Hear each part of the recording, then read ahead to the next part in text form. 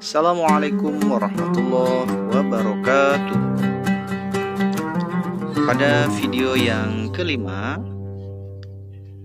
kita akan mempelajari latihan menjadi manusia insan kamil atau manusia di atas rata-rata, yaitu latihan keluar dari kotak pikiran Anda. Suatu saat seorang sahabat yang punya hobi memancing mengajak saya pergi ke sebuah pantai kecil di Indramayu. Saya tidak hobi memancing sebenarnya, tapi berbicara dengan sahabat adalah kegiatan menyenangkan. Akhirnya saya memutuskan ikut ajakannya. Saat kami memancing, seorang bapak di tempat yang tak terlalu jauh berteriak dengan girang, "Saya dapat ikan besar!" Saya ikut senang melihatnya. Namun, kemudian saya heran ketika bapak itu melepas kembali ikan besar pancingannya itu. Apa yang bapak itu pikirkan sampai melepas hasil pancingannya? Pikir saya, tak berapa lama bapak itu kembali mendapatkan ikan dan berteriak girang lagi, lalu melepaskan ikannya. Sudah 2 kali ia mendapatkan ikan besar dan melepaskannya lagi. Kenapa bapak itu? Sementara orang lain justru berharap mendapat ikan, apalagi yang besar. Saya bertanya-tanya sendiri.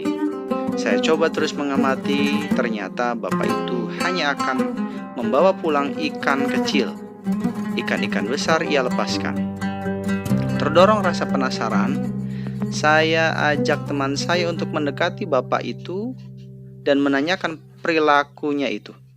Bapak itu menjawab, "Anak muda, di rumah saya hanya ada istri saya yang setua saya. Kami hanya memiliki kuali kecil yang hanya bisa memasak ikan-ikan kecil.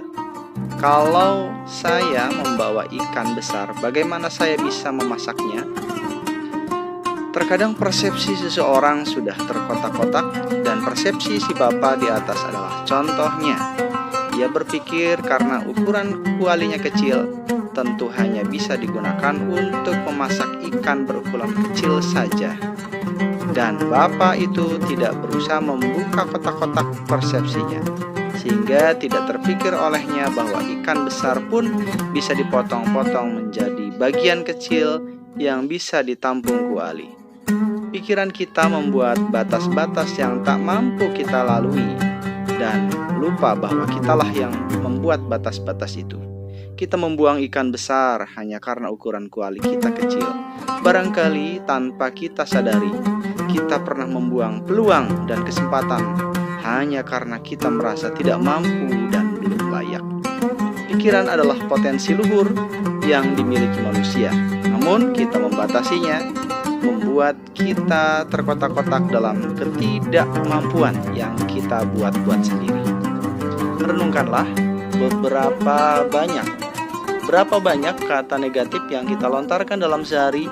Mungkin kita tidak pernah menghitungnya, padahal setiap ucapan negatif akan memantul kepada yang mengucapkannya. Jangan biarkan keadaan mengontrolmu. Kamulah yang mengontrol keadaan.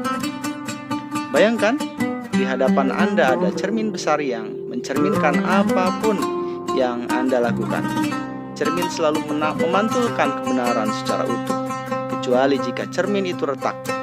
Kebenaran yang ditangkap pun akan pudar.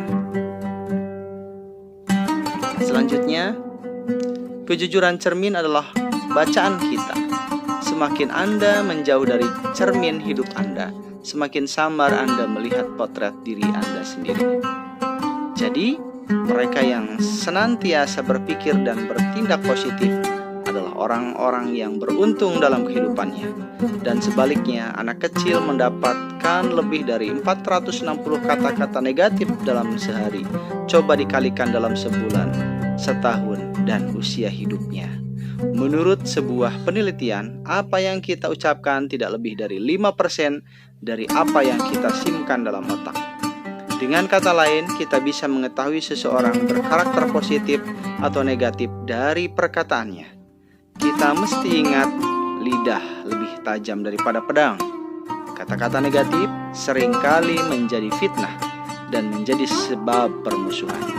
Jika setiap orang menyadari betul bahwa kita semua memiliki cermin kehidupan yang tak terlihat, rasanya kita tidak pantas untuk menunjuk ke arah orang lain untuk setiap kejadian.